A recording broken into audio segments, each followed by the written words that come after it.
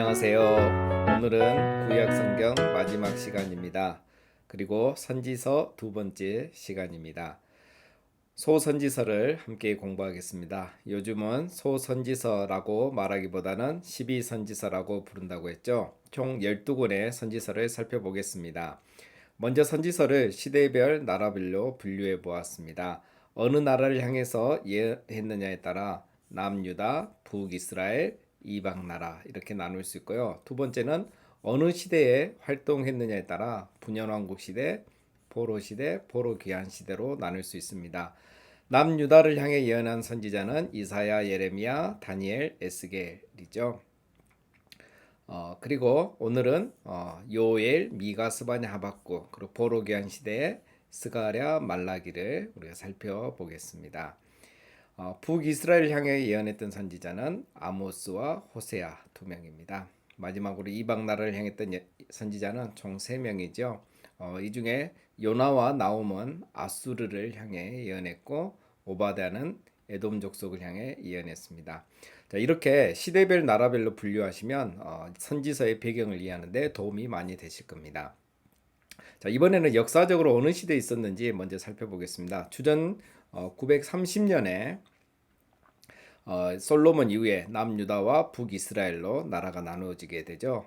북이스라엘에서 나라가 멸망하기 전 약 40년 전부터 아모스와 호세아가 활동을 했습니다.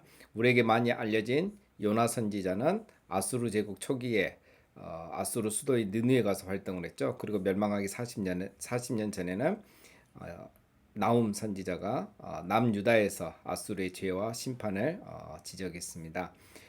밑으로 남유다로 내려오겠습니다. 초기에는 요엘 선지자가 활동을 했고 미가와 이사야 선지자가 유다 역사의 중간쯤에 사역을 했습니다. 이사야는 메시아 동정녀 탄생을 예언했고 미가는 메시아가 베들레헴에서 탄생할 것이라고 예언을 했죠. 자, 남유다가 멸망하기 직전에 스바냐와 하박국 그리고 지난주에 살펴본 예레미야가 활동을 했습니다. 주전 586년에 바벨론의 공격으로 남유다가 멸망하게 되죠. 주전 그리고 이제 이때부터 나중에 세 번에 걸쳐서 포로 귀환을 하게 됩니다. 그리고 포로 귀환 후 1차 귀환 후에 학개 스가랴 선지자가 성전 재건을 위해서 메시지를 전했고 3차 귀환 이후에는 말라기 선지자가 활동을 했었습니다. 자, 그런데 한 명이 없죠. 누구일까요? 예, 오바댜입니다. 예, 오바댜는 에돔 족속을 향해 예언을 했습니다. 자, 이렇게 전체 개관을 살펴보았습니다. 지금부터 각 권별로 살펴보겠는데요. 12권을 다 살펴보려고 하니까 시간이 많이 걸릴 것 같아서 교재와 순서를 조금 바꾸어서 설명을 하겠습니다. 교재는 시간 순서대로 선지서를 배열했는데요. 지금부터는 이해하기 쉽게 나라별, 시간별로 활동을 했던 두 선지자를 묶어서 그렇게 설명을 하겠습니다. 화면에 나오는 PDF 파일을 다운받아서 참고하시면 되겠습니다. 자, 먼저 살펴볼 선지자는 요나와 나홈입니다. 아수르 제국을 향해 예언했던 선지자이죠. 요나는 아수르 제국 초기에, 나홈은 아수르 제국 말기에 이렇게 활동을 했었습니다. 요나는 북이스라엘이 멸망하기 전에 활동을 했고 나홈 선지자는 북이스라엘이 이미 멸망한 이후에 이렇게 활동을 했죠. 요나는 아수르 제국의 수도인 느느에 가서 하나님 말씀을 직접 선포했습니다. 요나는 이방인들에게 직접 보냄받은 유일한 선지자이죠. 오바댜와 나홈은 이방 나라를 향해 예언을 했지만 요나는 직접 아수르에 가서 하나님 말씀을 전한 겁니다. 요나가 니느웨에 하나님의 말씀을 선포한 지 약 130년이 지난 후에 이번에는 나홈 선지자가 니느웨를 향해서 심판의 메시지를 전했습니다. 요나가 니느웨의 말씀을 선포할 때는 아수르 건국 후 약 100년이 지난 주전 780년경입니다. 이때 북이스라엘은 여로보암 2세가 통치하고 있었고 남유다는 9대 왕 우시야가 통치할 때입니다.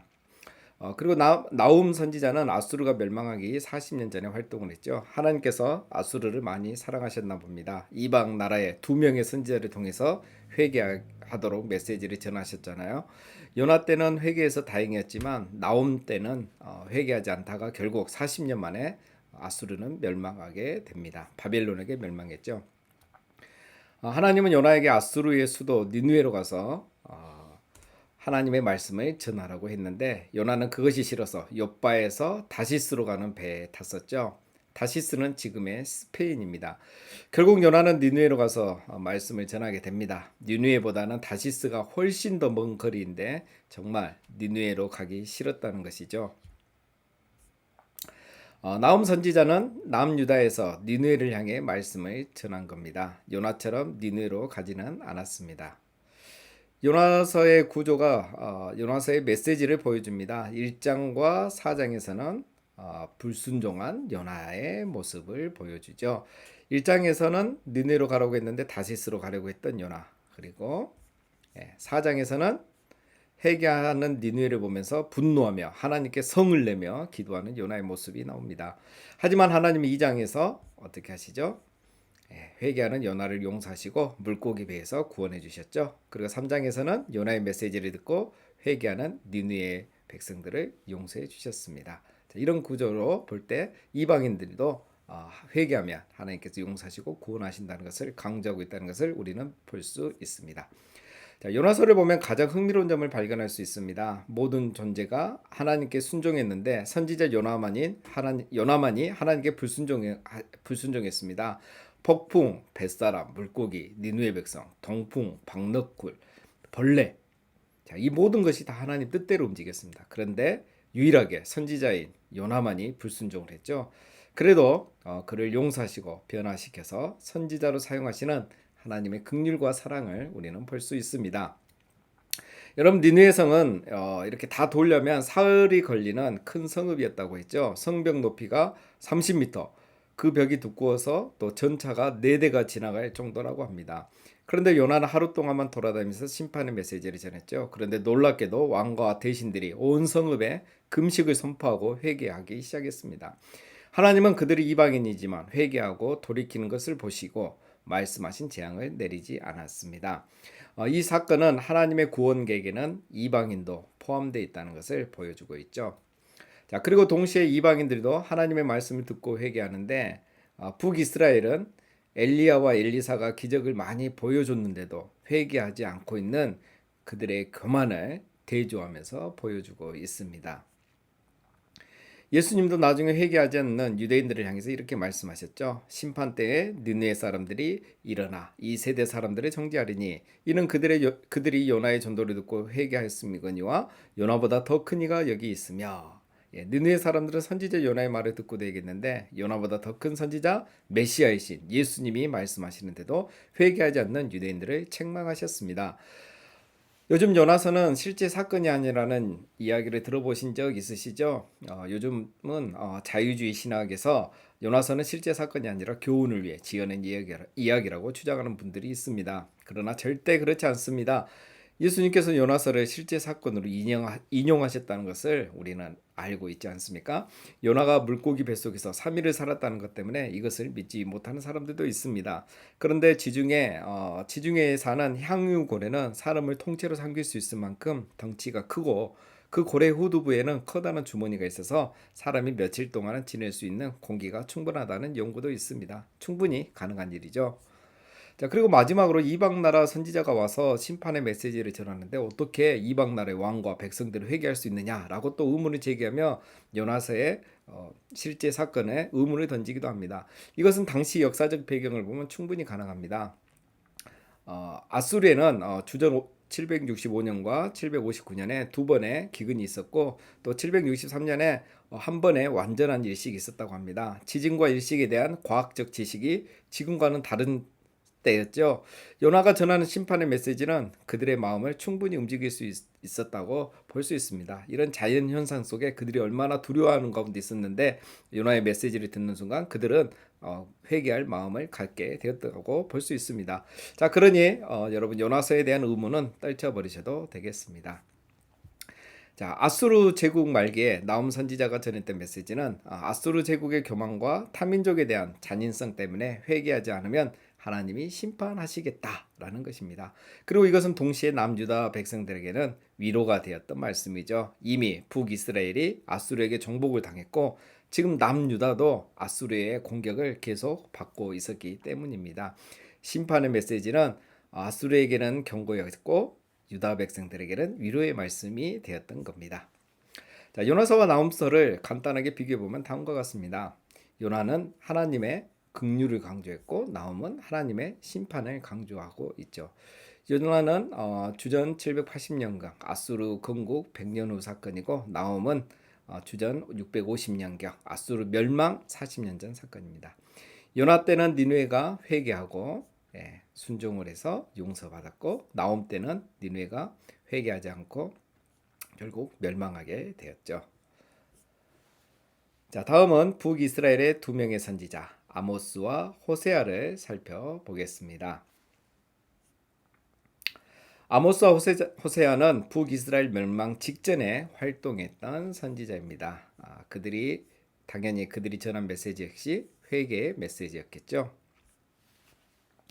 아모스는 전문적인 선지자가 아니라 목자여 또 뽕나무를 재배하는 농부였다고 소개하고 있습니다. 아모스는 예루살렘 남쪽 두고아라는 시골 출신인데 그가 남유다 출신 선지자였기 때문에 북이스라엘 백성들이 그의 메시지를 더 잘 받아들이지 않았습니다. 오늘 우리로 말하면 한국의 선교사가 북한의 김정은에게 가서 북한이 곧 멸망할 것이라고 이렇게 말했다고 보면 되겠습니다. 그리고 호세아는 소명 받기 전에 직업과 생애에 대한 기록이 사실 전혀 없습니다. 북이스라엘이 멸망할 때 북이스라엘 마지막 왕의 이름도 호세아입니다. 같은 이름이죠. 아모스가 활동할 때 북이스라엘은 여로보암 2세가 통치하는 시기인데 이때 북이스라엘은 최고의 번성기였습니다. 하지만 동시에 사회적으로 불의와 제약이 가득할 때였죠. 아모스가 이 부분을 많이 지적하고 있습니다. 남유다 출신이라고 아모스의 말을 듣지 않자 하나님은 이번에 호세아 선지자를 보냈습니다. 호세아는 45년간 사역하면서 강력한 회개 메시지를 전했죠. 호세아는 북왕국 이스라엘이 마지막 시기인 여로보암 2세부터 마지막 왕 호세아 왕까지 7명의 왕이 다스리던 시대에 선지자로 활동을 했습니다. 남유다에서는 멸망하기 직전 예레미야가 40년 동안 회개 메시지를 전했고 북이스라엘에서는 멸망 직전 호세아가 45년간 회개 메시지를 전했습니다. 하나님이 이들을 얼마나 사랑하고 또 돌아오기를 기다리셨는지 우리가 알 수 있습니다. 아모스와 호세아는 모두 북이스라엘에서 활동을 했습니다. 엘리야와 엘리사도 아모스보다 100년 전에 아합 왕 시대에 북이스라엘에서 활동을 했었죠. 아모스 선지자가 활동하던 시기에 북이스라엘은 영토 확장과 큰 부를 축적하면서 가장 번성한 시기를 보냈습니다. 인간은 번성하면 교만해지고 불의와 죄를 더 범하는데 북이스라엘이 동일하게 그렇게 했습니다. 그래서 아모스의 메시지는 대부분 심판에 대한 말씀인데요. 5번의 환상을 통해서 그들의 죄악된 모습과 심판에 대해서 말씀하고 있습니다. 아모스의 말씀이 총 136절인데 심판의 메시지가 131절입니다. 96%가 심판에 대한 메시지라는 것 정말 놀랍죠. 북이스라엘이 심판받는 이유는 바로 공의가 없었기 때문이라고 아모스는 말합니다. 그들은 경제 군사적으로는 전성기를 누렸지만 사회에서는 공의가 사라지고 물질주의, 부도덕과 불의로 점철된 삶을 살았습니다. 그들을 향해 아모스는 오직 정의를 물같이 공의를 마르지 않는 강같이 흐르게 할지어다 라고 외칩니다. 아모스는 하나님은 은혜롭고 오래 참으시는 분이시지만 동시에 공의롭지 못한 사회를 향해서는 그분의 공의와 정의가 결코 용납하지 않으신다는 것을 강조하고 있습니다. 나만 잘 살면 된다. 나만 잘 되면 된다고 생각하고 정의와 공의를 강구하는 이 시대에 우리가 어떻게 살아야 할지를 아모스를 통해서 배울 수가 있습니다. 하나님은 호세아에게 음란한 여인과 결혼을 하라고 했습니다. 왜 이런 명령을 하셨을까요? 그것은 호세아와 고멜의 관계를 통해서 하나님과 이스라엘의 관계를 보여주기 위해서입니다. 호세아와 고멜의 결혼은 하나님과 이스라엘 백성의 언약 관계를 보여줍니다.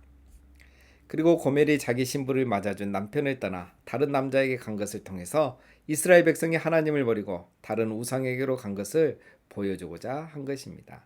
하나님은 호세아의 가정을 통해서 시각적으로 또 현실감 있게 하나님의 사랑과 심판의 메시지를 전하셨습니다. 그러나 이스라엘은 회개하지 않고 끝내 주전 722년에 아수르에게 멸망하게 되죠. 이때 북이스라엘의 마지막 왕의 이름이 뭐라고 했죠? 호세아입니다. 이렇게 해서 북이스라엘의 역사는 막을 내리게 됩니다. 아모스와 호세아는 비교하면 아모스는 불의에 대해 그리고 불공정에 대해서 사회적 죄를 지적했다면 호세아는 우상 숭배에 대한 죄, 신앙적인 죄를 지적했다고 할 수 있습니다. 그래서 주는 메시지도 조금 다른데 아모스는 사회적 정의와 공정에 대한 필요성을 강조했다면 호세아는 하나님을 아는 지식을 강조했죠. 자, 여러분 그러면 이 둘 중에 무엇이 더 중요하다고 생각하십니까? 네, 둘 다 중요합니다. 신앙은 균형입니다. 신앙은 균형이 중요하죠. 한쪽으로 치우쳤다는 것은 신앙이 종교가 되었고 하나님이 아니라 인간이 중심이 되었다는 것을 말하고 있습니다. 자, 이제 남유다로 넘어오겠습니다. 요엘과 미가 선지자에 대해서 먼저 살펴보겠습니다. 자, 요엘은 남유다의 첫 번째 선지자이죠. 네. 남유다로 분열된 후 100년 후에 활동을 시작했습니다. 미가는 이사야와 비슷한 시기에 활동을 했습니다. 요엘은 여호와는 하나님이시다라는 뜻입니다. 미가는 남유다 출신이지만 남유다와 북이스라엘을 향해서 동시에 예언을 했습니다. 요엘은 북이스라엘에서 엘리야와 엘리사가 활동하던 시기에 남유다에서 활동을 했습니다. 미가는 주전 722년 북왕국 이스라엘이 멸망하기 직전에 남유다에서 활동을 했죠. 북이스라엘이 멸망하기 전 하나님은 북쪽에는 호세아를 통해서 남쪽에서는 미가를 통해서 회개 메시지를 전했습니다. 하나님이 북이스라엘을 이렇게까지 사랑하셨다는 것을 우리는 알 수 있습니다. 자, 요엘은 남유다에서 남유다를 향해 말씀을 전했고 미가는 남유다에서 남유다와 또 동시에 북이스라엘을 향해서 말씀을 전했죠. 자, 요일서의 주제는 여호와의 날입니다. 여호와의 날은 두 가지 의미가 있습니다. 첫째는 여호와의 날은 심판의 날이며 동시에 여호와의 날은 구원의 날이기도 한다는 것을 요엘이 전하고 있죠. 요엘 시대에는 끔찍한 메뚜기 재앙이 남유다를 강타했습니다. 메뚜기는 애굽에서도 내렸었죠. 애굽에 내린 메뚜기는 심판의 도구면서 동시에 이스라엘에게는 구원의 도구였습니다. 그러나 이제 메뚜기가 이스라엘을 심판하는 도구가 되었습니다. 지금 임한 메뚜기 재앙과 여호와의 날이 이런 두 가지 의미를 가지고 있는 것 같습니다. 이런 상황에서 요엘은 여호와의 날이 심판의 날이 아니라 구원의 날이 될 수 있도록 그들에게 두 가지 메시지를 전합니다. 먼저는 지금이라도 회개하면 재앙을 내리지 않겠고 심판을 면하게 해주겠다는 하나님의 약속을 전하죠. 요엘은 여호와의 날이 심판의 날이 되지 않도록 그들에게 회개를 촉구합니다. 다음은 하나님께서 성령을 보내주실 그 날에 대한 약속을 말씀하고 있죠. 남녀노소 또 신분에 상관없이 만민에게 하나님의 영, 내 영을 부어주신다는 거죠. 베드로가 오순절에 성령을 받고 설교할 때 3,000명이 넘는 사람들에게 바로 이 성령이 임했습니다. 요엘 선지자가 예언한 지 정확히 860년 만에 성령님이 오순절날 임하신 거죠. 지금 우리들에게 임한 성령님에 대해서 요엘 선지자가 지금부터 2800년 전에 예언을 했다는 겁니다. 우리 하나님 얼마나 신실하신 하나님인지 우리가 알 수가 있습니다. 자, 전체 내용 중에서 3분의 1은 미가서는 남북왕국의 죄를 폭로하고 나머지는 심판과 또 회복에 대해서 말씀하고 있습니다. 왕국이 남북으로 분열된 지 200여 년이 지났습니다. 두 왕국 모두 언약을 어기고 불순종할 때 미가 선지자는 하나님께서 악하고 강한 아수르를 통해서 북이스라엘을 탈취하게 하고 예루살렘을 황폐하게 할 것이고 그 후에는 바벨론의 공격을 받게 할 것이라는 이 심판의 메시지를 미가 선지자를 통해서 전하셨습니다. 미가서에는 여러분 우리가 좋아하는 말씀이 있죠. 찬양으로도 많이 불리는데요. 사람아 주께서 선한 것이 무엇임을 내게 보이셨나니 여호와께서 내게 구하시는 것은 오직 정의를 행하며 인자를 사랑하며 겸손하게 내 하나님과 함께 행하는 것이 아니냐. 자, 여러분 종교적으로 타락하고 불의가 가득한 시대에 미가 선지자가 이 말씀을 전하면서 참된 신앙이란 무엇인지 우리에게 가르쳐주고 있습니다. 정말 중요한 말씀입니다. 꼭 기억하시기 바랍니다. 미가와 이사야는 메시아의 탄생을 예언했는데요. 이사야는 동정녀 탄생, 보라 처녀가 잉태하여 아들을 낳으리니 동정녀의 탄생을 예언했다면 미가는 메시아가 유대 땅 베들레헴에서 태어날 것이라고 예언을 했습니다. 다음은 남유다가 멸망하기 직전에 활동했던 선지자 스바냐와 하박국에 대해서 살펴보겠습니다. 자, 스바냐, 예레미야, 그리고 하박국은 유다 왕국이 멸망하기 직전에 활동을 했습니다. 스바냐 이름은 여호와께서 숨으셨다는 뜻인데 므낫세의 악행으로 하나님께서 유다로부터 떠나셨음을 보여주기에 이때 선지자로 부르셨던 것 같습니다. 그리고 하박국은 예루살렘의 성전 예배와 관련있던 제사장으로 보입니다. 스바냐는 요시아의 통치 시대에 선포되고 기록된 말씀입니다. 스바냐가 언급하고 있는 제약들은 요시아 통치 이전의 므낫세와 아몬 시대 때의 모습들이라고 할 수 있죠. 자, 하박국이 활동하던 시기는 더 혼란스러운 때였습니다. 요시아 왕이 애국과 무기토에서 싸우다가 죽었고 바벨론이 몇 년 후에 예루살렘에 1차 침공을 했죠. 이때 남유다가 예레미야와 하박국의 메시지를 듣고 회개했다면 얼마나 좋았을까요? 스바냐와 하박국은 모두 남유다에서 활동한 선지자입니다. 자, 미가 선지자가 100년 전에 여호와의 날, 즉 구원의 날이 올 것이라고 예언했다고 했죠. 그래서 유다 백성들은 여호와의 날을 기다리고 있었습니다. 그러나 스바냐 선지자는 회개하지 않는 그들에게 여호와의 날이 심판의 날이 될 것이라고 말하고 있죠. 그래서 여호와의 날이라는 말을 무려 20회 이상 사용하면서 거듭 강조하지만 이스라엘 백성들은 회개하지 않았습니다. 결국 4년 뒤 바벨론의 1차 공격을 받고 다니엘 등의 포로로 잡혀가게 되죠. 하나님은 그들을 포기하지 않고 계속 그들에게 소망의 메시지를 또 주십니다. 우리가 잘 알고 있는 또 찬양하고 있는 말씀이죠.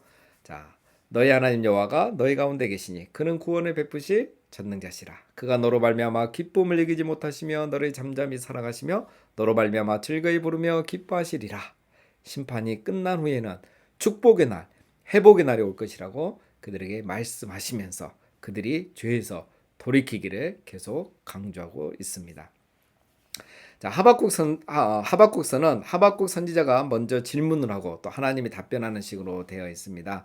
첫 번째 질문은 예언이 무시되고 또 율법이 해이해지고 공의는 사라진 이 현실을 보면서 하나님께 부르짖어도 왜 하나님 침묵하시는지 묻습니다. 하나님이 이에 대해서 대답하시죠. 내가 바벨론을 일으켜서 남유다를 심판할 것이다 라고 대답하십니다.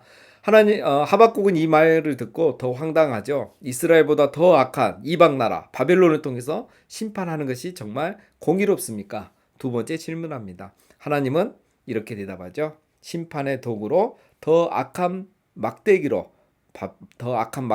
바벨론을 사용하시지만 하나님은 결국 바벨론도 심판하실 것이라고 말씀하십니다. 하나님의 대답을 들은 하박국은 3장에서 믿음의 반응을 하며 찬양하죠. 하나님의 크신 뜻을 이해하고 고백한 찬양입니다. 자, 한번 다 같이 읽어볼까요?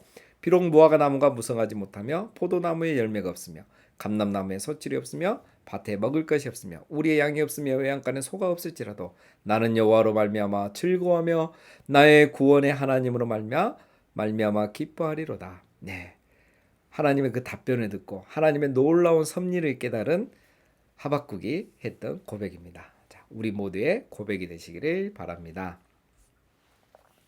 자, 다음은 에돔 족속을 향해 예언했던 선지자 오바댜입니다. 자, 에돔 족속은 야곱 시대부터 있었죠. 그래서 이렇게 표시가 되는 거고요. 남유다가 멸망하던 시기에 예언을 했던 선지자입니다. 자, 오바댜는 고향이나 가족에 대해서 알려진 것이 전혀 없는 무명의 선지자입니다. 오바댜서의 연대는 남유다가 멸망하는 것에 대한 내용이 있는 것을 보면 주전 약 586년 전으로 볼 수 있습니다. 오바댜가 어디에서 예언의 말씀을 전했는지는 불분명하지만 에돔 족속을 향한 메시지는 라는 것은 분명하죠. 자, 북이스라엘과 남유다는 야곱의 후손이고 암몬과 모압은 롯의 후손이고 에돔은 에서의 후손입니다. 암몬, 모압, 에돔은 지금은 요르단 지역에 다 속하고 있죠. 자, 여러분 에돔 족속이 살았던 곳으로 추정되는 곳이 바로 지금 요르단에 있는 페트라입니다. 들어보셨죠? 유네스코 세계유산으로 지정된 곳입니다.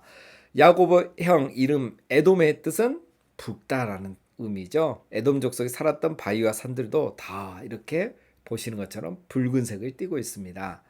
자, 오바다 대통령이 재임 시절에 이곳에 방문했던 적이 있는데요. 그만큼 유명한 곳입니다.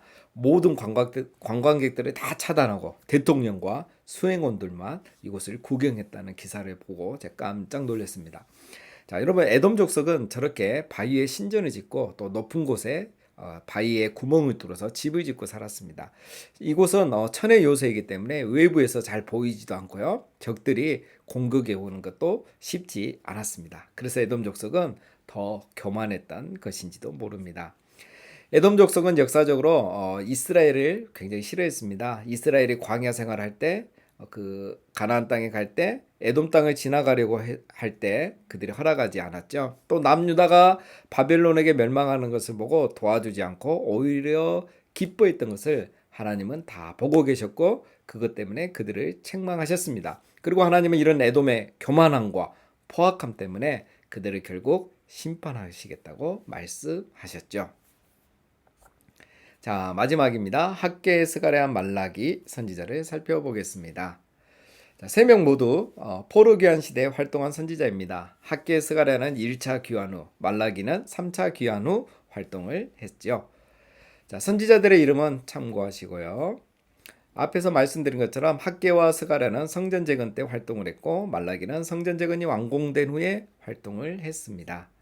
자, 다시 펴보겠습니다. 학계 스가랴는 1차 귀환 후에 활동을 했습니다. 주전 538년에 1차 귀환을 했고, 자, 귀환 후에 2년 후에 성전 재건 공사를 시작했습니다. 그러나 2년 만에 성전 공사가 중단이 되죠. 그래서 70년 만에 다시 고향에 돌아오니까 사실 사는 것도 만만치 않았고 또 사마리아인들이 방해를 했기 때문에 공사가 2년 만에 중단이 됐습니다. 6년 동안 공사가 중단되자 학계와 스가랴 선지자가 공사 재개를 위해서 열심히 말씀을 전했죠. 그래서 4년 만에 520년에 다시 공사가 시작돼서 516년에 성전 재건이 완공이 됩니다. 자, 3명 모두 남유다 선지자들이죠. 자, 학계 선지자는 우선순위를 바로 세우고 성전을 먼저 재건하라 라고 하나님의 말씀을 전했습니다.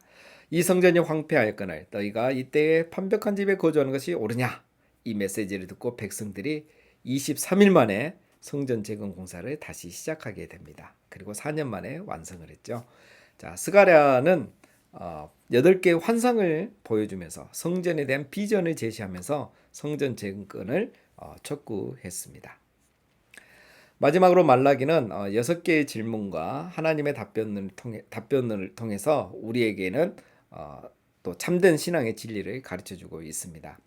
이제 성전이 재건된 후 80년 정도가 지났습니다. 성전 재건만 하면 다 잘 될 줄 알았는데 현실은 녹록하지 않았죠.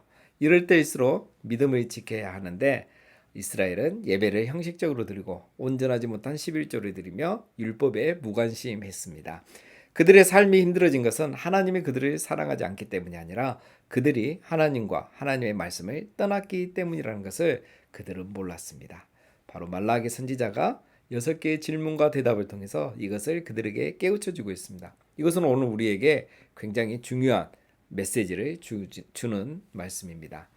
말라기는 마지막에 메시아가 오기 전에 엘리야가 올 것이라고 예언했는데 이 엘리야는 바로 세례 요한을 두고 한 말씀이죠. 말라기는 신약을 내다보며 오실 메시아를 소망하면서 마칩니다. 그리고 400년 후에 세례 요한과 예수님이 오시죠.